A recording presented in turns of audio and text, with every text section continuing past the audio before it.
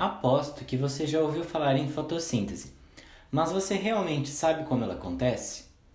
Desde crianças, aprendemos sobre a fotossíntese. Sabemos que ela é a maneira na qual as plantas, algas e outros organismos obtêm energia através da luz solar. Energia essa que é fundamental para todos os organismos vivos, pois ela é passada adiante por meio das teias e cadeias alimentares. Logo, podemos dizer que praticamente toda a energia que circula nos seres vivos se originou a partir da fotossíntese. Além de gerar energia para o organismo, ela também é muito famosa por um de seus produtos, o oxigênio. É por causa da fotossíntese que plantas e algas são chamadas por alguns de pulmões do mundo, já que sua reação faz com que o organismo absorva gás carbônico do ambiente para, posteriormente, liberar gás oxigênio. Assim, injetando em nossa atmosfera o gás extremamente necessário para a respiração de todos os seres vivos. Mas afinal, como isso acontece? Como os organismos vivos conseguiram utilizar energia solar para formar energia química e se autoabastecer? Como tudo isso começou? Bom, tudo isso só é possível devido a um acontecimento muito importante, a endossimbiose do cloroplasto. O que hoje faz parte das células vegetais, há muito tempo atrás, era uma cianobactéria independente que se associou com uma célula eucarionte, e as duas viraram simbiontes. Hoje, a existência de um depende da existência do outro. Mas esse é um assunto para outro vídeo. Voltemos para a fotossíntese. Nos cloroplastos é que se encontra a clorofila, pigmento que dá a cor verde para as algas e plantas e é o grande responsável por converter a energia eletromagnética da luz em energia química, realizando assim o que chamamos de fotossíntese. Ainda nos cloroplastos, devemos reconhecer outras estruturas que são essenciais para a compreensão do processo fotossintético. Eles possuem uma membrana externa e mais interiormente uma membrana interna. Os tilacoides são as estruturas que possuem formato arredondado e apresentam as membranas tilacoides, que são um terceiro tipo de membrana localizado dentro dos cloroplastos. Ao conjunto dos tilacoides dá-se o nome de grânulo. Essas estruturas ficam mergulhadas em um tipo de matriz interna, que recebe o nome de estroma.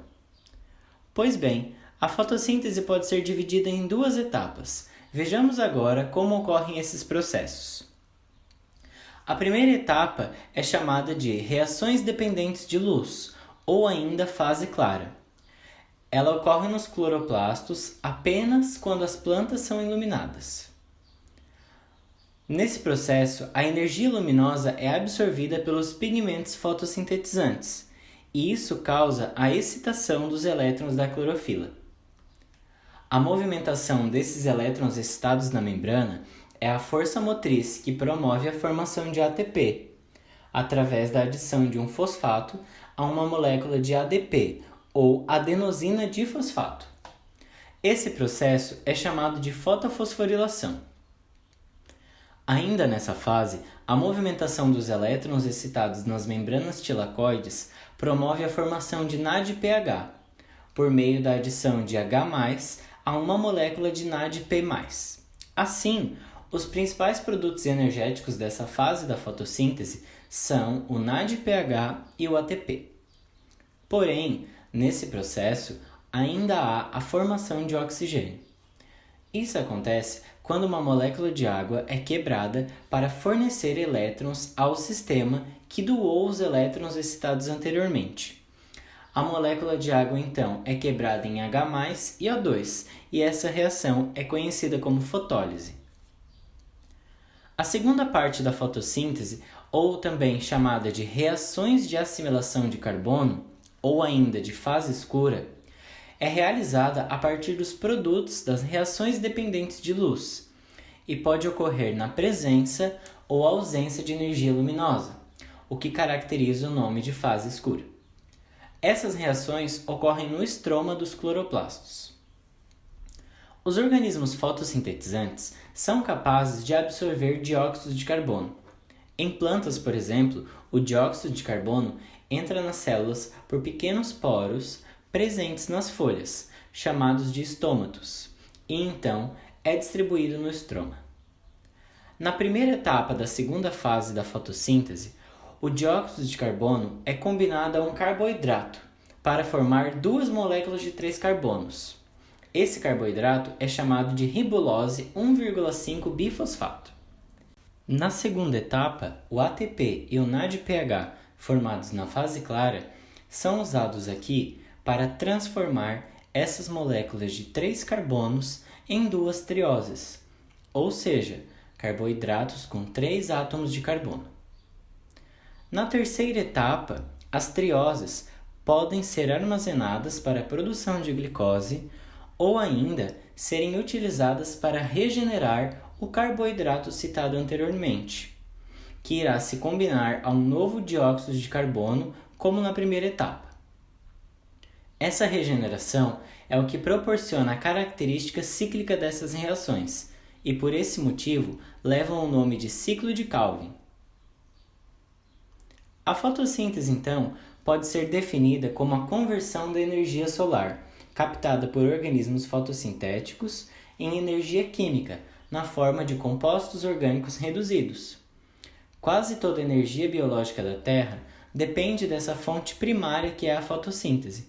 Os organismos fotossintéticos, como bactérias, algas e plantas, utilizam a energia solar captada para formar ATP e NADPH, que posteriormente servirão como fonte de energia para sintetizar carboidratos e outros compostos orgânicos a partir de dióxido de carbono e água. Durante as reações fotossintéticas, vale ressaltar novamente que ocorre a liberação de oxigênio na atmosfera. Em termos químicos, a fotossíntese se resume em uma reação de oxirredução, na qual a água doa os elétrons para reduzir dióxido de carbono a um carboidrato.